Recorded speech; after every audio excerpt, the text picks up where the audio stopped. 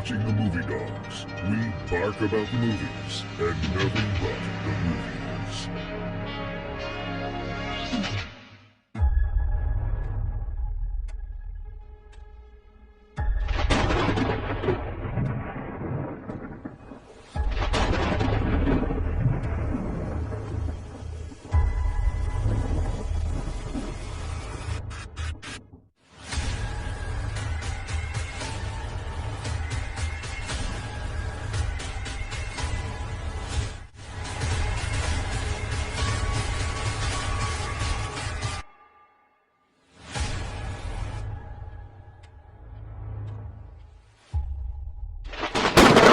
Welcome to the Dawghouse.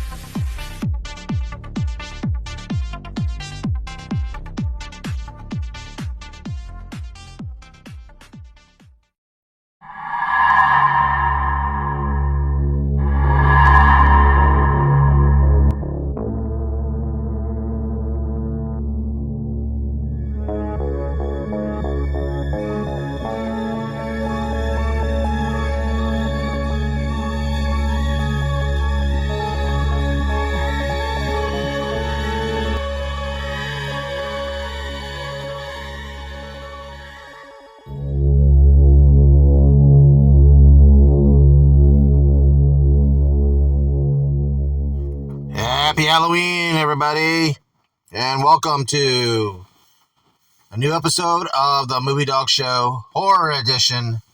This is episode 99. That's right, folks. We're almost close to 100 next month. And I want to thank everybody, first and foremost, who has sponsored these episodes during the horror season, during the horror editions of the show.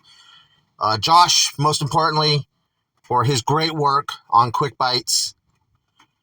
All the videos he did for Quick Bites, especially the redheaded stepchild segments, awesome. Loved them. And I want to thank everybody who has watched and subscribed this year. This has been literally the biggest year of this channel in the 10 years of this channel's history. Biggest year. I can't tally up all the subscribers that we got this whole year, but just this month alone, got like 30, almost 35 to 40 subscribers within a week, and just the videos have been hitting it off, and got you all to thank for that. All right, let's get right into it. Last review for the month of October and the entire spooky season, and it's Halloween 2, of course, folks. 1981. It honestly is a direct sequel, picks up just moments after the 78 classic ended. An amazing soundtrack by John Carpenter, and along with him, Alan Halliworth, who did an amazing job updating the music that was already iconic to begin with, and just gave it that the synthesizer sound that became very, very specific in a John Carpenter film. That you just knew that was a John Carpenter sound, and Carpenter went with it for probably throughout the entire rest of the 80s. As you can hear, this thunder, it's raining. I'm 5 days, well, almost at this time of this recording, about 4 days after about 3 days after my birthday. So I had a wonderful birthday, as you can tell with my birthday gift video with Ramirez Katana. The numbers on that went off the roof, and I didn't even do that on purpose. And I'm just, this is the perfect best Halloween I've had, hopefully going to be in a long time, folks. And this has been just a wonderful month of October. But with Halloween 2, this has some strange memories. I watched it with my grandmother on Universal Network. It was its network debut. It was on syndication, though, oddly enough. Universal was trying to start their own network in the mid-'80s. But this was the first time it was on television. Thus, we got the television cut, which you were also able to buy through Scream Factory. I don't know for how much longer. But I was always exposed to this version of Halloween more so than the theatrical version. It was a while until after I finally watched the theatrical version. I watched it with my grandmother. I remember watching it, and God, this looked awfully familiar. This just for some reason it looked familiar. I didn't realize, I didn't know the title Halloween 2 didn't really register to me at the moment, and then I started dawning on me. It's like, I've seen this, and this was the same movie. This is the continuation of that movie I saw at my cousin Bobby and Damon's house when they let me watch Halloween 78 when it came on cable. And I was, because of Halloween 2, I was completely stuck with this franchise. I absolutely loved it. As I said, as this was the television cut. Now, as time has gone on and I've watched the television cut as an adult, the television cut makes no goddamn sense. I don't know who the hell cut it, because it just jumped a lot of places that just made no sense in some parts. I mean, it's a very choppy film at best. I do like the fact that what happened to Jimmy, instead of him just passing out in the car after bumping his head when he slipped over a pool of blood. But other than that, some of the flashbacks of Laurie of her visiting Michael as a kid. But I had to say the theatrical cut is the cut to watch. It's a little more solid film. I said that this on the title is divisive. It's because a lot of fans are still disagreeing with this film. I mean, people down it or tear it apart, and some people actually cherish it. I mean, because what we thought at the time was this was the end. A lot of fans consider only 2 Halloween films, is this one and the original 78 film.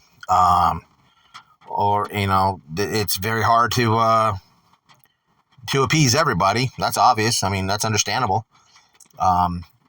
It's your interpretation of how you feel about the films. Of course, after this, just a year later, was Halloween 3, and we know what course that the producers decided to go. But I have to say, I think some of the reasons why a lot of people still give this film hate is because John Carpenter's attitude towards the film.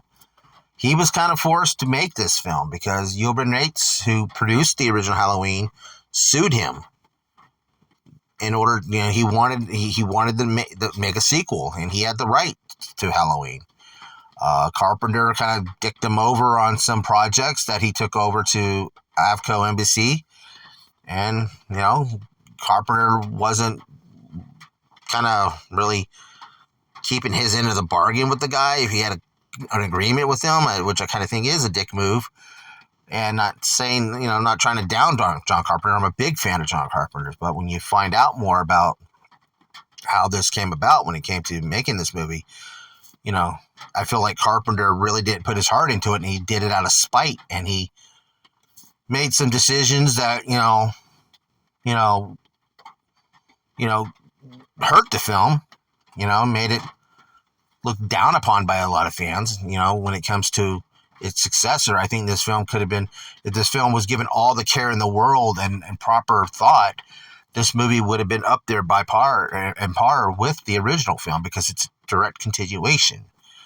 And that's one thing. That's the type of sequels I like, is sequels that are picking up right where the other one left off, that they're, one night. And, but it does seem like, because, Carpenter wrote it, he produced it, but, he was like, there's no story left. And drinking a bunch of beer one night, he came up with the idea of Laurie being secretly Michael's sister, and that's the reason why he was going out. He killed one sister, and he's going after the other. I mean, that does kind of take away the mystique of Michael Myers and why he's doing what he's doing, because he's insane, and he's some type of force of nature. But again, people had affiliated it, and of course, in the 2018 film, that kind of completely retcons that entire notion and gives that trilogy of Halloween films its own identity, brings Michael back to his roots of being a force of nature. But of course, when it comes to connecting and stuff, you got H2O, which connects to this film, which again, I recommend that one as well. But again, when it comes to this film, I do feel like, Carpenter, again, him and Deborah Hill, they produced this, they wrote it together, and they picked out the director, Rick Rosenthal. And it seemed like there was always a conflict now that when you look at a lot of the behind-the-scenes stories that Rosenthal and Carpenter had, some type of disagreement, falling out or something. And Rosenthal seemed to want to kind of keep to, because everybody pretty much that worked on Halloween 1 came back and helped in the behind the scenes work on Halloween 2. And you had Dean Cooney, again, as director of photography, as he was in the first film. He wanted, Rosenthal kind of wanted to keep the set motion of the original film. He wanted to keep that feel, which is, it's understandable. Carpenter had to push a little bit more for the gore, because how horror films had evolved a little bit more towards the gore factor since the 78 film, with films like Friday the 13th and a few others that like in Prom Night and stuff like that. They got a little more close to the gore, because we all remember Halloween 1 barely has any blood. But I do have to say that even though Jamie Lee Curtis was kind of sidelined because her character was hurt and hospitalized, she was a little sidelined, but you got to have an ensemble. People don't realize Halloween 2 is an ensemble piece. You have a lot of great character actors in here. You have Lance Guest, who plays the character of Jimmy, who's kind of smitten with Laurie, almost becomes like a love interest in a way, because we know what happens to Ben Gardner. That was mentioned in the first one. And this one, he inadvertently, unceremoniously gets taken out of the scenario when it comes to be a future suitor for Laurie, or Ben Traver, whatever. I can't remember the guy's name. Anyway, but again, you've got a lot of, when the sheriff, has, after he has found his daughter's body, you go back to that scene, Charles Cypress' character, which Nancy Loomis comes back and plays that character. It's all of stature of what the aftermath is happening. So you're getting to see that. You're getting to see the bodies being discovered. You're getting to see reactions, especially when it comes to the sheriff's reaction of his daughter has been murdered. Of course, he blames Loomis. And then, of course, you get a lot of the backdrops of people in the community kind of, angry that this is taking place and that this has just been something that should have been told to them right off the bat. So it's, it's something that kind of happens, that could happen in real life, how sometimes, they keep things secretive to protect the people, and other times they do it to, prevent mass hysteria. It's all, again, subject to your own interpretations of it. But I will have to say this, Donald Pleasant's character, because the movie picks up directly at the end of the first one. And Loomis's reaction when he comes out of the front door is so much different than how his reaction was towards the end of the first film when he was standing on the balcony and looking down that Michael disappeared. Because Carpenter has told a story that Donald Pleasance gave him a choice. He's like, I can play this both ways. I can play this as completely shocked, and I'm paraphrasing, completely shocked in awe, or I can play it as I knew this was going to happen. And of course, the latter worked.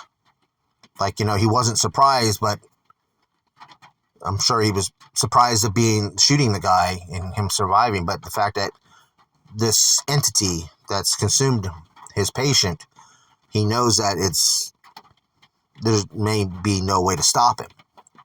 And of course, in the beginning once the new scenes start picking up for Halloween 2, Loomis is like shocked. I mean, you see this outline of what used to be a body on imprint of a body. It was really poorly done.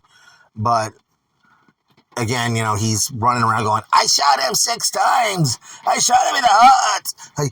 He's not human, I don't know, maybe hysteria is starting to kick in, but I don't know, the way the portrayals are a little bit different in some way. I mean, he mellows out after a while, and becomes, the Sam Loomis we were used to in the first film. But at first, his hysteria was just kind of a little overact, chewing up the scenery a little bit. But again, it's Donald Pleasance. How do you tell great actors, to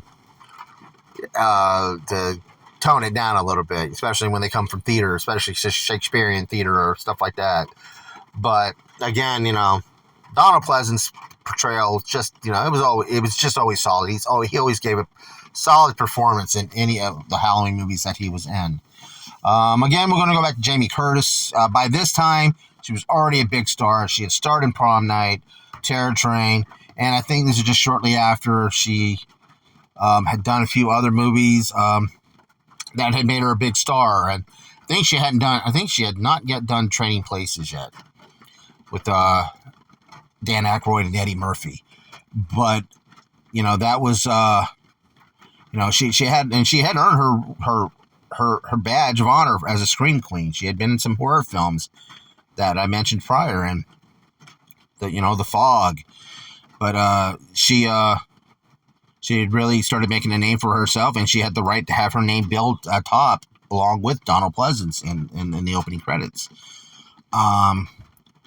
But again, when it comes to the cast, of course, I can't remember, Leo Rusi, I believe is how his name's pronounced, playing old Bud, his profanity and his carelessness of what's going on around him. He kind of made for one of those characters you love to hate type of scenarios. And of course, he has the beautiful girlfriend played by Pamela Susan Shoop, who herself, as she had a character actress, and she had been showcased in a lot of stuff that on TV prior to that because she was under contract with Universal. She was on Buck Rogers and a few other things that were on in the 70s and early 80s, and she did a topless scene. And I can remember hearing a few guys, still to this day talking about her, guys a little bit older than me that seen her in a lot of that stuff, commenting on that particular scene. And of course, she gets drowned and her skin gets all melted. And then when it comes to her death scene, she's drowned in, Michael Myers drowns her in the pool of boiling hot water. But I mean, again, the kills and stuff were, I'd have to say, creative. Simple but creative. It wouldn't be like a labyrinth, like a Friday the 13th kill. But again, just knowing now that Michael's a little more malice, and he's a little more going through windows and breaking through them with ease without even showing an effort. And of course, Dick Warlock, his take on it was a little different than Nick Castle's. I mean, you can tell the difference in bodies, especially in the mask. Dick Warlock had a wider face, and Castle had a more narrow one. But Dick Warlock, gave a little more menacing presence, physical, into this version of Michael Myers. But still has that aura that everybody else tries to replicate when they're playing him. James Jude Courtney, I think, has been the best since everybody else, not knocking any of the other guys who've played Michael Myers. But again, the ending, I do have to say, was, I think, was the reason why a lot of people kind of bashed Halloween Ends. They wanted that type of ending, where, but they already got it here with Halloween 2, where Donald Pleasance tries to shoot Michael, and Michael then turns around and stabs him, which, out of all this other times that he's been around Dr. Loomis or close to him, that he's never attacked him, which this one time he finally does because he's so close to getting his prey. And then Loomis, turning on all the gases, and giving Laurie a gun, and Laurie finally using it and shooting Michael in the face, and blood's coming out of his eye holes, and he's blinded, and he's swinging around, and then he finally gets her to go out. The only time you actually see Donald Pleasance and Jamie Lee Curtis side by side is towards the end of this movie, and of course Michael is blindly swinging around, and then Loomis takes out his lighter, which kind of get foreshadowed, early in the film with him getting the lighter, but lights it, and then boom, explosions, and of course, Michael's walking out of the ball of fire on fire, and then finally dropping down and submitting to the death, what we thought was the death until Halloween 4. But of course, the ending, her being brought in onto the wheelchair, onto the ambulance, and then going off, and then the song Mr. Sandman playing, which I never really could understand why, what the significance of it. Still don't to this day. Maybe you guys can tell me. But, it's still added to it, and it still sounds good, especially when it came to H2O. But I have to say, though, if you look very carefully, when it comes to one of the news reporters, that's one of the guys that's like with the news reporter, you're going to see a guy wearing a baseball cap and a parka, parka vest. And that's Dana Carvey in one of his earlier roles. Dana Carvey, who went on to star on Saturday Night Live and play the church lady, Hans and Franz. If you look carefully, you'll see him. So, but again, all around, this is still a great sequel. It was a great way to finish the story if it was stayed that way. Still would have been the perfect way if they had done the anthology thing and it worked. Still would have been a great, 2-chapter story for a great Halloween movie. It's a great horror film altogether. I don't knock it. I think you should still try it out if you haven't checked it out. If you've only been stuck on the Blumhouse films or the Rob Zombie ones, do check out Halloween 2 from 1981. While you're at it, check out all of them. Why not? It's Halloween, folks. All right, folks. That's all the time I got. Be sure to check out episode 100 next month. Like and subscribe. Subscribe away. Get us up to 1,000. We're still on the 10th anniversary of the Movie Dawgs here. So let's make the magic happen, folks. And also, on the comment section down below, tell us, what is your favorite Halloween movie? So I'm interested in hearing, folks. So be safe out there. Enjoy the spooky season. If you live in the local area and you see Michael Myers, it's more than likely me. Okay, folks? As always, I go with the traditions I've been doing. Anyway. All right, folks. That's the Movie Dawgs Show. Thanks for watching and keep on watching. Bye.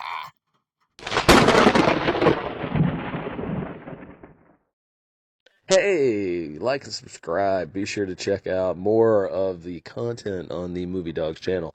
All the reviews and cool remarks and cool guests like me, Josh Church, the owner of River Monster Comics. We are in Dunnellon, Florida, so if you're ever in the area, come by and check out the shop. Get some cool nerd stuff, comics, pops, toys, whatever. And swing by and just have some cool conversations about movies and all things pop culture. We appreciate you. See you soon.